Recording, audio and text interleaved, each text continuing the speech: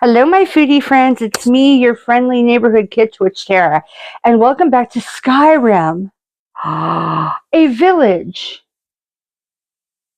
or rather, a green screen with a cool background, because we are doing Skyrim-inspired recipes. Now, last recipe, you guys got to see how to make baked ash yams. I want to say it carefully, because if you say it too fast, it sounds like you're making words up and or talking about a commune, which we're not.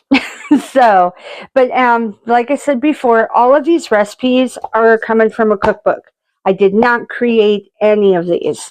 Chelsea Monroe Cassell did.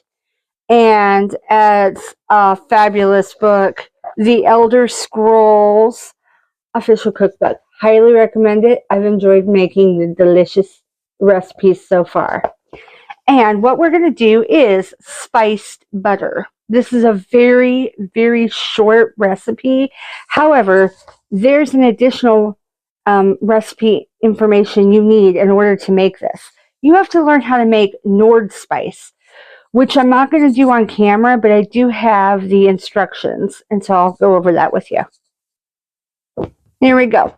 8 tablespoons of unsalted butter softened, and that's about 1 full stick.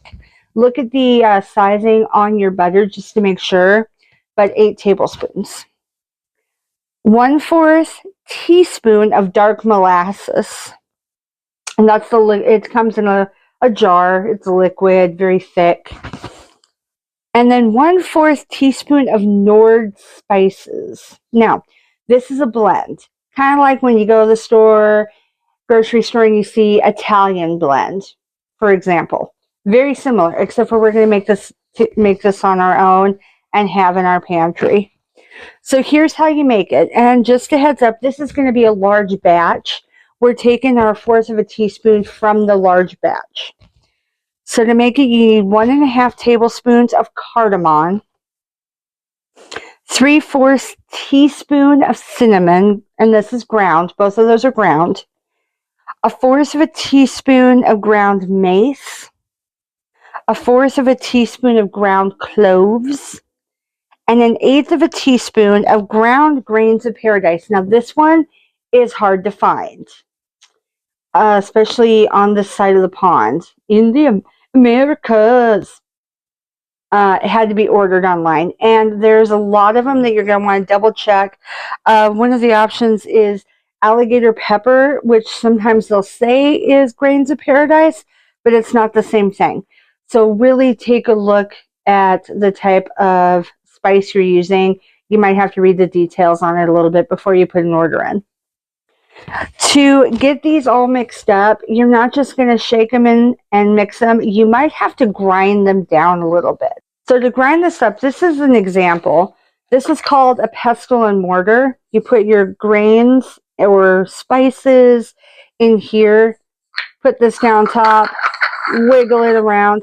This is really hard, very, I don't know what you want to say, sturdy. I don't know what kind this one is. This one's not granite, is it? Mm-hmm. It could be granite. It's stone. It's a heavy stone and works great. Just make sure that you clean it after each herb and when you're all done.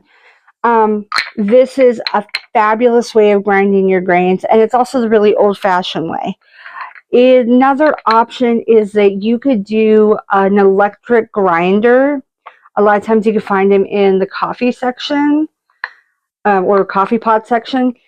Just make sure you clean it really well between grinding coffee and grinding spices. Me personally, I like going old school. I like the feel.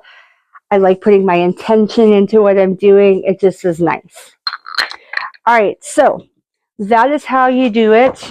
Once it's all mixed up, stir it together, store it in a container with a lid so it stays protected and dry. I would even recommend it out of direct sunlight, just because with any spices, actually, it keeps from the spices changing their properties and weakening them. So now, my foodie friends, my metric fans, let's go to this.